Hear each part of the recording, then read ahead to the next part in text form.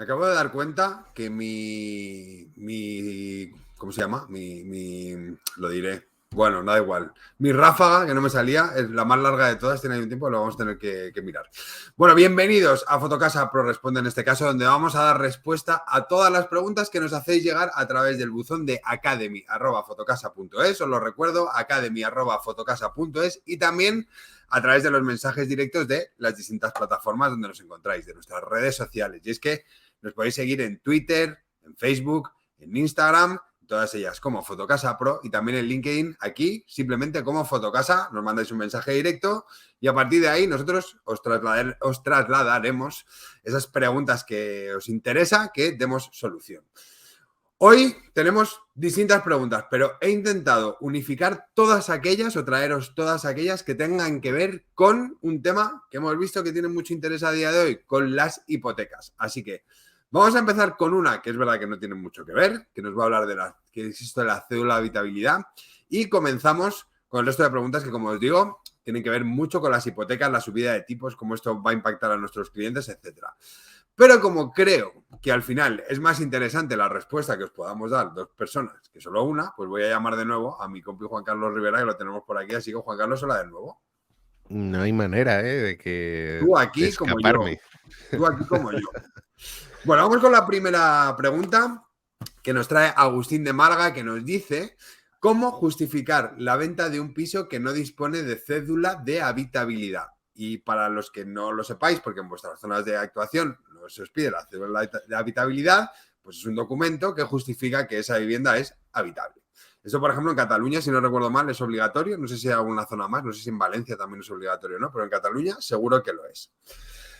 Bueno, ¿cómo justificar la venta de un piso que no dispone de cédula de habitabilidad? Pues yo creo que lo primero que tenemos que hacer es que tenemos que ser totalmente transparentes en esto con nuestros clientes, porque al final esto se nos puede volver en nuestra contra. ¿Por qué? Pues porque al final, cuando vayamos a la notaría y veamos, o el cliente vea que eso no tiene cédula de habitabilidad, y que por lo tanto es más que probable que en la gestión de la hipoteca pues no consigamos el 80 o el 85 o el 90% de la financiación, pues esto evidentemente va a tener una consecuencia muy negativa en la percepción que tenga el cliente de nuestro servicio. Así que, por lo tanto, fundamental en todo momento ser transparentes con nuestros clientes y hacerles ver que esa vivienda que van a visitar en este momento, al menos hoy, no dispone de cédula de habitabilidad.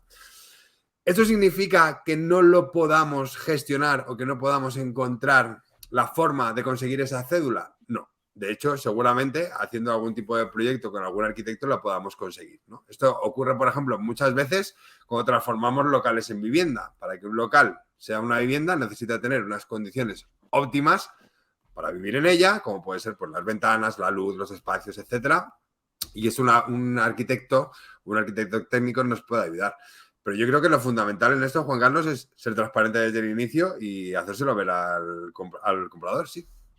Evidentemente, de hecho, Ismael, creo que bueno, al final, más que justificar, eh, creo que hay que intentar resolver. Por un lado, ser directos. Oye, yo tengo esto, era un local, no tiene Claro. cédula de habitabilidad, esto tiene estas características y por eso tiene este precio o por eso tiene esta circunstancia. Pero ser directos y ser claros, ¿no? Y evidentemente va a ser un formato, un piso o un tipo de inmueble que va a tener peor salida en el mercado, pero evidentemente entiendo que tendrá características, precio o Claro. eh, condiciones totalmente diferentes. Mira, de hecho, por ejemplo, ayer había una noticia en televisión que hablaban de un profesional que estaba gestionando la venta de un trastero que lo había puesto a la venta como vivienda. El trastero solamente tenía una ventana, que además esa ventana daba al garaje. Muy bien. Muy bien. Se vendía por 40.000 euros. Esa vivienda tenía dos camas, ¿no? Dos camas de 90 allí, y lo justificaba como que, bueno, eso era por si acaso el que tenía un piso en ese edificio o los edificios limítrofes, pues tenía una persona de servicio y quería que viviera ahí. Claro, yo digo, Jo, ostras, que un profesional inmobiliario utilice esa justificación, pues para mí no debe ser, ¿no? Así al final pues muchas veces nos adjudican una imagen que no nos pertenece, ¿no? Y creo que eso también es muy importante. O sea, el hecho de yo, profesional inmobiliario, no puedo gestionar la venta por mucho que vaya a perder X honorarios de la venta de esta vivienda. Hay cosas Es que que no podríamos hacer. totalmente, es que no todo vale, ¿no? Y hay veces que como profesional hay que decir que no. Estoy totalmente de acuerdo contigo. Ya no solo por un tema de ética, sino por un tema de profesionalidad, ¿no? Oye, Claro, si es que simplemente la imagen que vas a dejar hacia el exterior, yo jamás trabajaría con una inmobiliaria que tiene este tipo de inmuebles en su catálogo.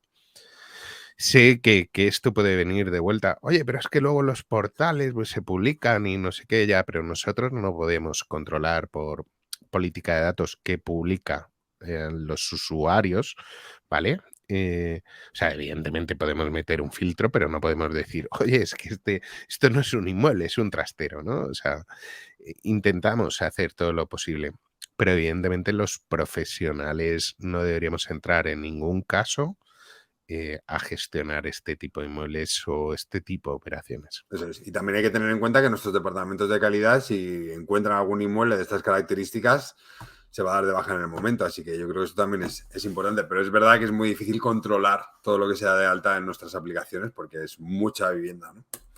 Totalmente. Luisa de Ponferrada nos pregunta, ¿qué creéis que pasará con las hipotecas y cómo nos afectará a los inmobiliarios? Esta te la dejo para empezar tú, Juan Carlos. ¿Qué va a pasar? Pues nada, Luisa, muchas gracias por la pregunta. Pues, oye, ¿qué va a pasar con las hipotecas? Pues, bueno, me agarra lo que a la noticia anterior, ¿no? Que contábamos en la sección de actualidad. Va a seguir subiendo los tipos de interés. Evidentemente, las hipotecas variables se van a seguir encareciendo. Esto lo que va a hacer es que el mercado pare un poquito más o bueno, las operaciones de venta y bueno, pues sean menores que lo que hemos vivido este año, el año anterior. Evidentemente se va a seguir vendiendo, ¿no? Porque, bueno, pues ningún año se ha dejado de vender, se va a seguir vendiendo. Incluso va a haber oportunidades, ¿no? Porque va a haber gente que no va a poder abordar su hipoteca y evidentemente van a intentar vender para meterse en algo más asequible. Em, ¿Cómo va a afectar al sector inmobiliario? Pues lo que decíamos al principio, ya no es tanto reinventarse, sino potenciar los servicios de alquiler, potenciar otro tipo de servicios que nos puedan servir de paraguas, ¿vale? Para esa contrición de las operaciones de venta. Y al final es algo bueno, que vamos a tener que afrontar, pero no solo nosotros, sino en toda Europa, básicamente, ¿no? O sea, al final va a ser un momento complicado, pero que tenemos que seguir hacia adelante. Y también te digo, Luisa, ¿cómo va a afectar a los inmobiliarios? Pues evidentemente con ingenio, haciendo las cosas bien, siendo más profesionales y buscando esas alternativas. Pero también te digo una cosa, Luisa, nosotros lo que vemos tanto en Academy como en consultorías que hacemos o el impacto que vemos con los clientes de Portal, y estamos en contacto con muchísimas agencias, es que nunca el sector inmobiliario ha estado tan preparado como está en este momento, ¿no? Para afrontar, bueno, pues nuevas etapas, nuevos enfoques. Y también te digo, la parte PropTech o la parte de innovación está creciendo muchísimo. Yo, para sumar a todo lo que has dicho, Juan Carlos, creo que aquí detecto como que hay una percepción negativa, ¿no? Y es verdad que, evidentemente, la subida de tipos de interés va a afectar al número de compraventas. No vamos a poder conseguir las compraventas que hubo en el año 2022. Pero también os digo que es que hemos marcado también compraventas, un número de compraventas de récord en comparación con los otros años, ¿no? Entonces, ¿vamos a vender menos? Sí. ¿Se van a seguir dando hipotecas? También. Los bancos no han cerrado el grifo, ¿no? Como pasó, por ejemplo, no sé si recuerdas, Juan Carlos, en el año 2009-2010, que ya no se concedían hipotecas, que había Total. zonas incluso que estaban, no sé cómo lo llamaban donde yo trabajaba, pero había zonas donde no se podía financiar, simplemente porque había mucho producto bancario. Entonces habría que dar salida primero a ese producto bancario para poder financiar a nuevas operaciones.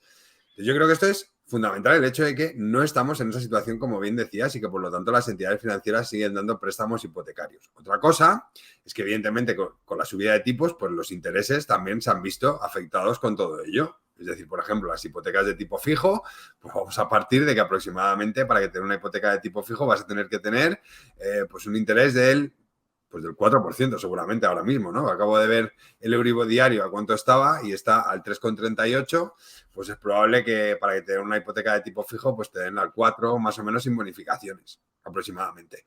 Pero que luego tenemos otras soluciones. Están las hipotecas de tipo variable, porque hay que tener en cuenta también que la gente puede contratar ahora una hipoteca y dentro de 5 o 10 años pueden cambiar de hipoteca y durante ese tiempo va a tener la seguridad de tener un tipo fijo. Lo que sí que es verdad que hay que asesorar a estos clientes el que si quieren cancelar ya sea parcialmente o totalmente la hipoteca, pues que tengan pues una comisión de cancelación lo más aproximada a cero y que eso le haga que las cancelaciones o las aportaciones que hagan pues sean mucho más cómodas, ¿no? Pero sí que creo que aunque en este momento las ofertas que hay a las entidades financieras sean menores y que haya menos productos, ¿no? que puedan adaptarse a las distintas necesidades de los clientes, pues todavía hay potencial, ¿no? Para poder satisfacer la necesidad de compra de los demandantes. Sí, habrá clientes que se queden un poco atrás, que no puedan optar por esa casa de 280.000 euros y que se queden los 240.000. Pues esto es que nos va a pasar. De hecho, Ismael, comentabas, esa comisión por cancelación de hipoteca está regulada ya, ¿vale? Bueno, no puede ser cero por ciertas circunstancias, pero está regulado, ¿no? Dependiendo de la pérdida económica del banco en base a tu Mira, yo amortización, te pongo etcétera. mi caso. Yo he conseguido que me pongan a ver si firmo mañana, que me pongan la cancelación a cero, siempre y cuando no cambie de fijo a variable. Ujú.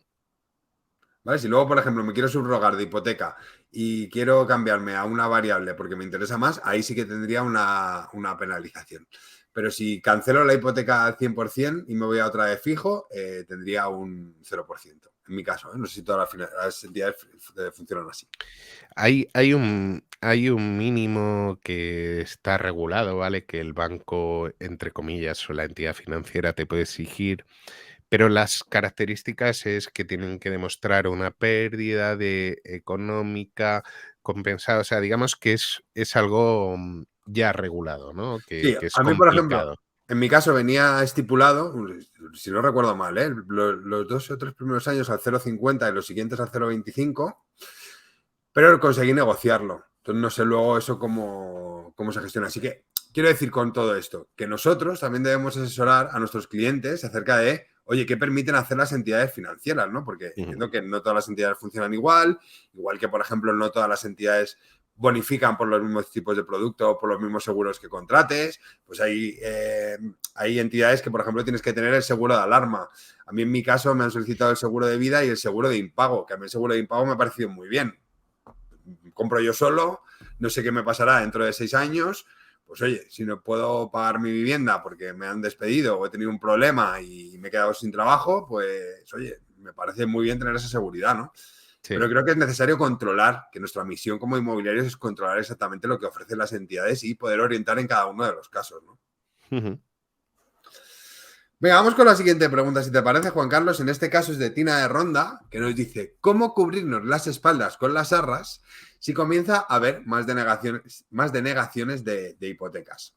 Bueno, aquí esto lo explica muy bien Pepe, mi gran Pepe Piñar, donde al final hay varios tipos de arras. Las más conocidas son las arras penitenciales y las arras condicionadas. ¿Cuáles son las que se suelen utilizar en la mayoría de los casos dentro de los profesionales inmobiliarios? Normalmente se utilizan las arras condicionadas, con la condición de que si el cliente comprador no consigue la financiación para poder comprar esa vivienda, se le devolverán el 100% de las arras. Sin embargo, si tuviéramos arras penitenciales, en este caso, aunque el comprador no consiga la financiación, no tendríamos por qué devolverle las arras. Ahora yo digo, ¿esto es ético y moral? Pues no lo sé. ¿Vale? Es decir, si nosotros también ofrecemos el servicio de financiación y sabemos que al cliente no le van a dar la financiación porque no tiene, por ejemplo, pues un contrato fijo o porque tiene una deuda demasiado grande o porque tiene otros créditos, por ejemplo, está pagando el coche y un crédito personal, pues ostras, yo no lo metería ahí, ¿no? Es decir, yo sería muy transparente, sería muy honesto y le diría aquello que se quiere enfrentar. Pero sí que es verdad que me llama un poco la atención lo de cubrirnos las espaldas, porque al final lo que tenemos que informarnos desde un inicio es de cuáles son las condiciones económicas y financieras de ese cliente, a qué puede optar y sobre todo, aunque ahora mismo las ofertas de las entidades financieras están cambiando debido a la subida de los tipos de interés, pues que esto no afecta a la seguridad que le podemos mostrar a nuestro cliente en que va a poder comprar esa vivienda a futuro, ¿no? Evidentemente, de hecho, Ismael, creo que, y en este caso, amiga Tina, bueno, algo así lo que puede hacer es que, bueno, indirectamente nos carguemos posibles operaciones en el futuro, ¿no? Por esa pérdida de confianza por parte del cliente o porque lo interpreten como una mala praxis, etcétera. Eh, Ten en cuenta que el beneficio, bueno, hay que ser, como dice Ismael, muy honesto y muy claro, y más en momentos como estos, ¿no? Porque al final, sí, esto del pájaro en mano está muy bien, pero estamos hablando de, bueno, que 1 o 2 años son muy largos, ¿no? Total. Y lo importante en este tiempo es intentar, bueno, pues generar confianza, generar referenciadores, que los clientes que pasen por nuestra oficina, si conocen a alguien que quiera alquilar un piso, nos lo envíen.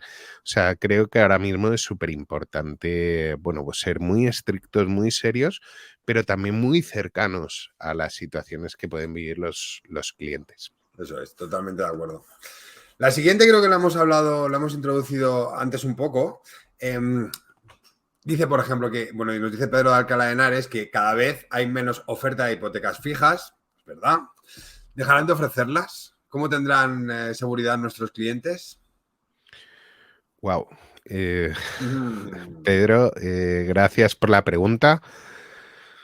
Bueno, supongo que aquí Ismael, tanto Ismael como yo, no tengo ni idea. Yo creo que no van a dejar de haber hipotecas fijas. Lo que pasa que, bueno, pues evidentemente el tipo de interés será muy alto, ¿vale? O sea, bueno, estamos hablando que hace 4, 5 meses, 6 meses, podías conseguir hipotecas al 1 y pico, ¿eh? Fijo. Ahora eso, o sea, si consigues un 3, date con un canto en los dientes, ¿no?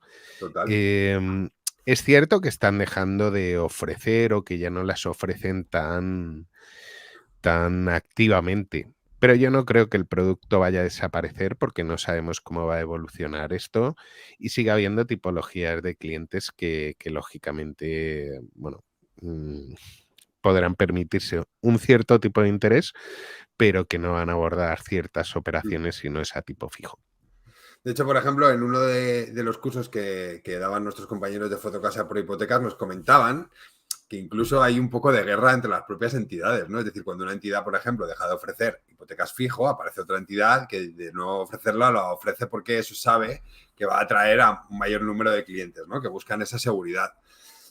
Entonces, yo estoy de acuerdo con Juan Carlos. Yo creo que no van a desaparecer. Es verdad que van a tomar mucha más relevancia las hipotecas mixtas, donde ya sabéis, los primeros años tienes una hipoteca fija y los siguientes tienes una hipoteca variable.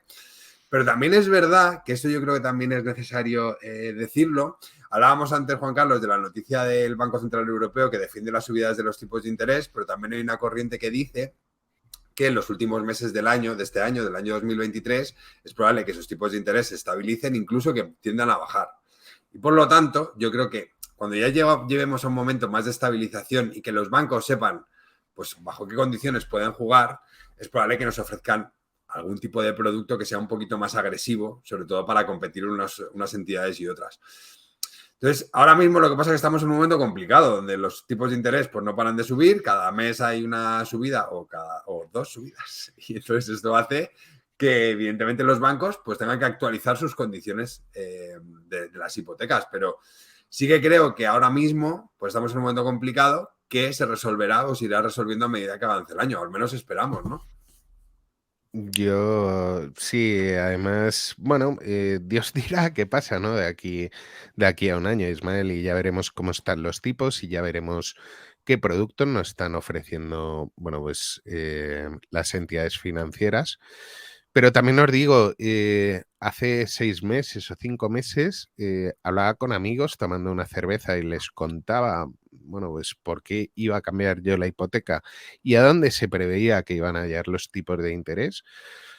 Y varios de ellos me contestaban con cierta violencia y tomándome poco en serio. ¿Pero qué dices? ¿Cómo va a subir esto al 3 o al 4? Anda, no digas chorradas si esto no ha pasado en X años. Sí, O sea, sí. que estás diciendo auténticas tonterías. Ahora están hasta el cuello, Sí, sí. estas dos personas concretamente. Bueno, Y hasta el cuello. Entiendo que unido sí. a eso, Juan Carlos, que estoy totalmente de acuerdo, hay una idea por parte de toda la ciudadanía, yo creo que el 90% piensa así, que no nos podemos cambiar de hipoteca. O que cambiarnos de hipoteca nos va a salir muy caro. Cuando realmente no es así. Lo que pasa es que para mí la hipoteca es un producto muy complejo de entender.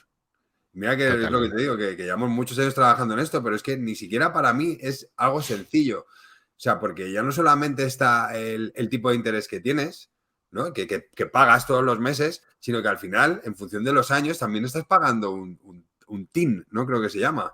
Es decir, tienes un tipo de interés que vas pagando y que a medida que el préstamo se va alargando en el tiempo, pues vas pagando más. Y por lo tanto, si cancelas la hipoteca al principio, es verdad que pagas más intereses, pero a la larga, si consigues una hipoteca que sea más interesante para ti, vas a ahorrar. Entonces, creo que primero necesitamos saber quién nos puede asesorar acerca de esto, que para eso los inmobiliarios que estamos aquí o que estéis aquí viéndonos, seguro que tenéis mucha más idea que yo, pero aquí podemos asesorar muy bien a nuestros clientes, incluso, oye, si tuviéramos una buena base de datos y supiéramos las condiciones económicas que firmaron nuestros clientes en su día, esto nos permitiría abrir, por ejemplo, pues una acción de marketing orientada, por ejemplo, a estos clientes para poder conseguir mejorar sus hipotecas, ¿no? Aquí va una idea.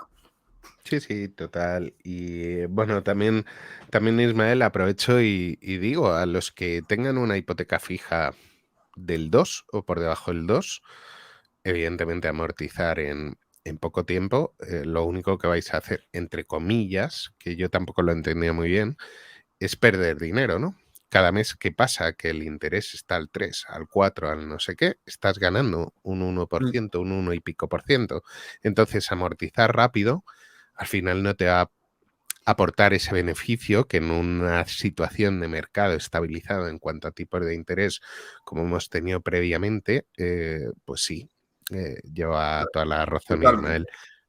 De hecho, el otro día me decían que hay como claro, hablando de hipotecas, me decían como que hay un momento en el que ya no te compensa amortizar. Si hay un momento en la Sí, sí, hipoteca donde ya lo que te interesa es pagar la cuota mensual que te pertenece.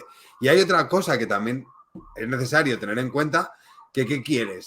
¿Quieres reducir capital o quieres reducir tiempo de la hipoteca? Que aquí también es otra de las cosas que tenemos que tener en cuenta. O sea, que es un producto tan complicado que yo aquí os aconsejo que estudiéis mucho este tema porque puede ayudar a dar solución a muchos de los problemas que tienen nuestros clientes o potenciales clientes.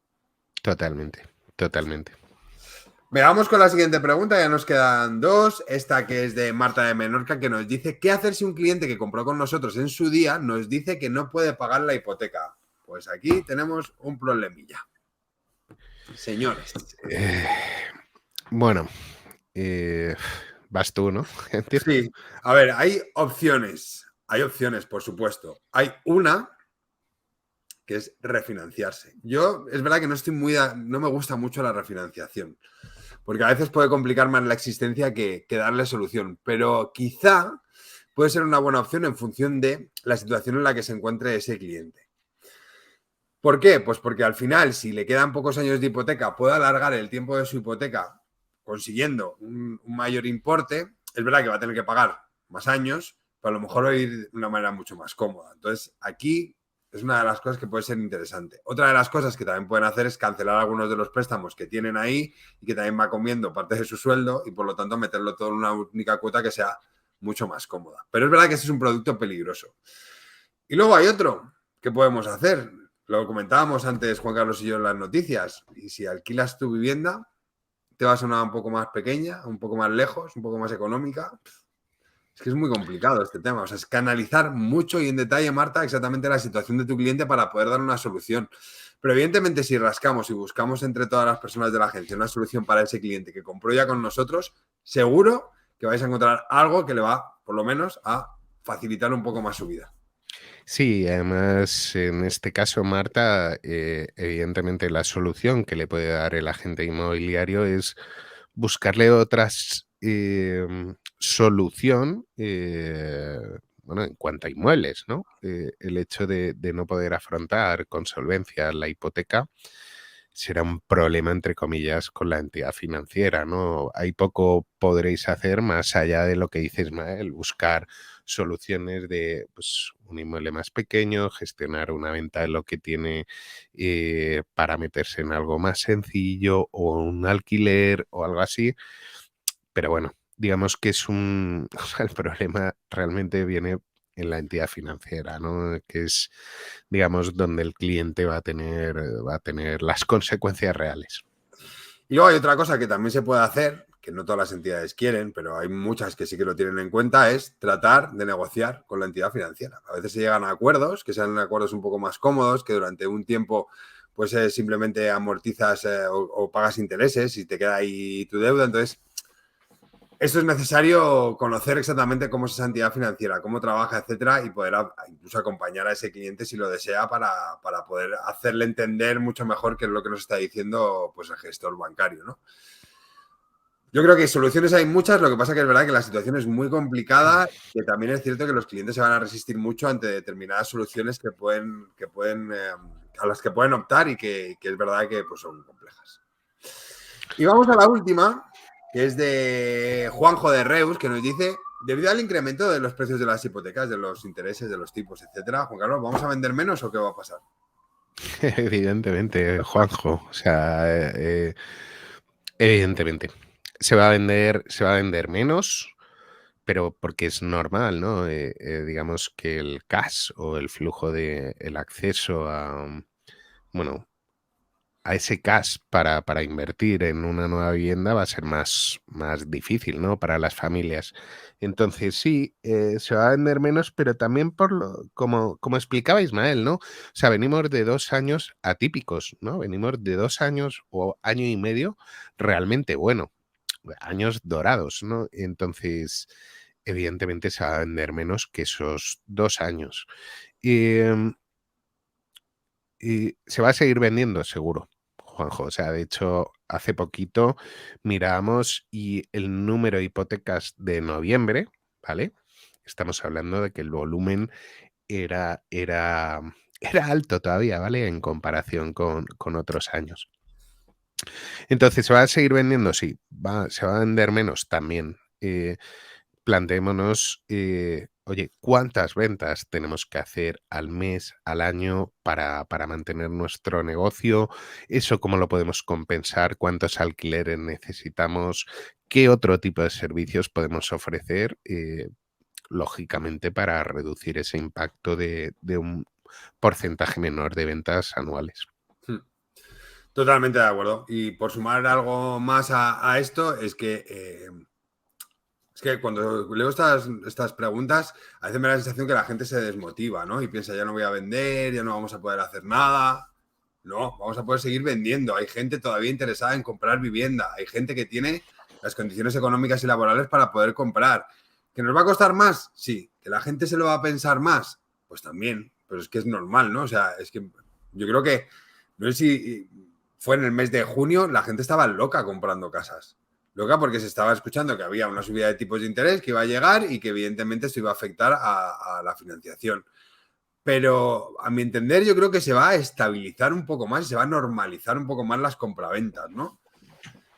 Por lo menos ese es mi pensamiento. ¿Que no vamos a llegar a las 50.000 operaciones al mes? Pues no, pero es que, a ver, es que hemos vendido tanto que era muy complicado captar. Y esto tampoco nos interesa, ¿no? Es decir, que yo creo que la normalidad también nos favorece mucho, ¿no? Porque vamos a tener producto quizá más interesante, nuestros propietarios nos van a solicitar más nuestra ayuda y eso nos va a ayudar también a que nosotros quizá pues no notemos tanto ese descenso de las compraventas como es probable que no lo noten los propietarios, ¿no? Y de hecho, Juan Carlos antes hablaba de Gonzalo Bernardos, que estuvo en Fotocasa Pro Conference, y Gonzalo Bernardos lo dijo, claro, este es el momento para los inmobiliarios, cuando realmente nuestros clientes necesitan la ayuda, van a acudir directamente a los profesionales para que consigan eso que los clientes por sí solos no pueden. Totalmente. Y un dato para la esperanza, Ismael. Fíjate, de los españoles que invirtieron, ¿vale? Compraron una vivienda en 2019, 2020 y 2021 como inversión, ¿vale? O sea, no primera vivienda, sino como inversión, es decir, ese inversor nacional. En 2021 fue el 9% los que compraron vivienda a nivel inversión. En 2020 fue el 8%, o sea, es decir, un punto menos.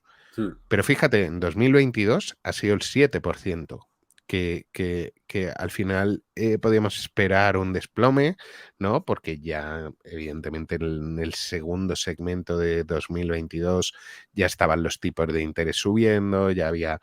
Vale, pues el 7% siguen siendo inversores nacionales que invierten en vivienda. Entonces, es un punto, Es un ¿vale? punto.